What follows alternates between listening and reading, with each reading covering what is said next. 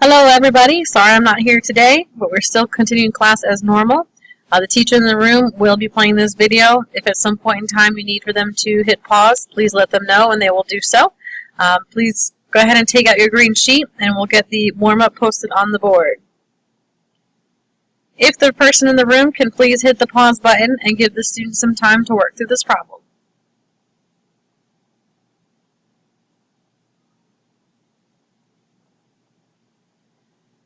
Okay, so let's take a look at the problem that's here on the board. Now, when you're doing these, you're trying to figure out, well, how far am I going for our y values?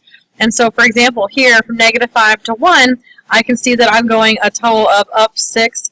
From 1 to 7, I'm increasing by 6. And from 7 to 13, I'm increasing by 6, and so on. And then I'm looking at my x values, and I'm trying to figure out the same thing. From -2 to 1, I'm increasing by 3. From 4 to 1, I'm increasing by 3.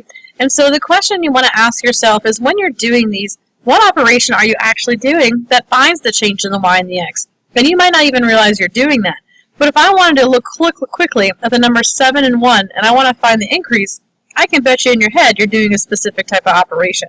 And in all actuality, you are doing subtraction.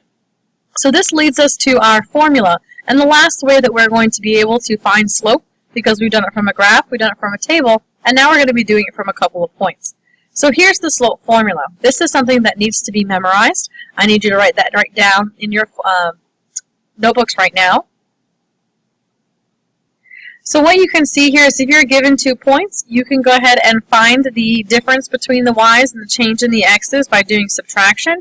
And so what's happening here is we have 2 points. We're going to call the first set of points x1, y1, and the second set of points we call as x2, y2. And what we're doing is, these were normally on top of each other in a table. We're just going through and showing you mathematically that I can subtract those 2 values, and I can subtract those 2 values, and I'm going to get that change in y, and I'm going to get that change in x, just like you did in the table forms. So kind of taking a look at that table to emphasize that a little more, we don't necessarily need this anymore. We can go straight to identifying 2 of the points, or I can just give you 2 of these points, and I don't need to have this table anymore. And so what we can do, what we can do is assign these values of x1 and y1 and x2 and y2, and we can take these values and substitute them into our slope formula.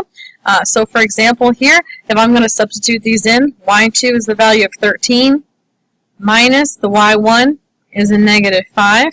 This is the same thing as doing 13 plus 5. And on the bottom, we're going to do, being consistent, x2 minus x1, so 7 minus -2. Again, that's the same thing as doing 7 plus 2. And we can go ahead and simplify that. Up top, 13 plus 5 is 18, and 7 plus 2 is 9. Now, if any of you had gone through and found the slope for the warm-up, you would have seen here that we're also going to get the same value. So what we can do, we have quite a few ways. We can use a graph by counting the rise over run. We can do from a table, we'll find the change in y and the change of x, or we can use our slope formula. So let's do it with 2 more together. So in this equation, or in this problem here, I have -9, 4 and -11, 1. Again, I like to identify them as x1, y1, but you don't have to. And the other thing to emphasize here is that it doesn't matter which one you call x1, y1 and x2, y2. So I'm going to do it this way for number 1, and in number 2, I'm going to flip-flop. So let's go ahead and go back to that formula. We know that, okay, so we're going to substitute that into our slope equation. Remember, it's represented by m. So we're going to find the change in y first, and we're going to do y2 minus y1. So we're going to do 1 minus 4. On the bottom, I'm going to do x2 minus x1. Since the 1 value went first, I have to make sure the -11 goes first. So I have -11 minus -9. So we saw before, when you have 2 negatives, that's going to make it a positive. So let's go ahead and subtract that. 1 minus 4 gives us a -3. And on the bottom, -11 plus 9 is a -2. Now what I see here is I've got 2 negatives. So I'm going to go ahead and simplify that further, and I get 3 over 2. So the slope between these 2 things is 3 over 2. Let's do this last example here. This time, I want to call the first one x2, y2, and the second one x1, y1. And again, just to emphasize, it does not matter which one you put first.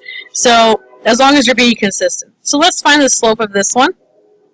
So again, it's m equals, because that's about the letter that represents slope. I'm going to do y2 minus y1. Now again, I got minus negative 9 is the same thing as doing plus 9. And then on the bottom, I'm going to do 5 minus 1. And so up top, negative 1 plus 9 is 8. And on the bottom, 5 minus 1 is 4. And we always want to simplify that down. So the slope for the second one is equal to 2. So what's going to happen now? If the teacher in the room can hit the pause button, the students are now going to work through the practice that has been provided to you.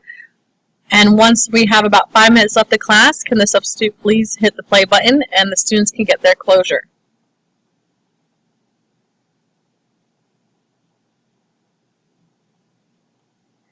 So here's your closure for today. Please make sure you're trying to do this on your own. You're giving a real true effort. Simplify when possible. You have 2 questions. I'll see you tomorrow.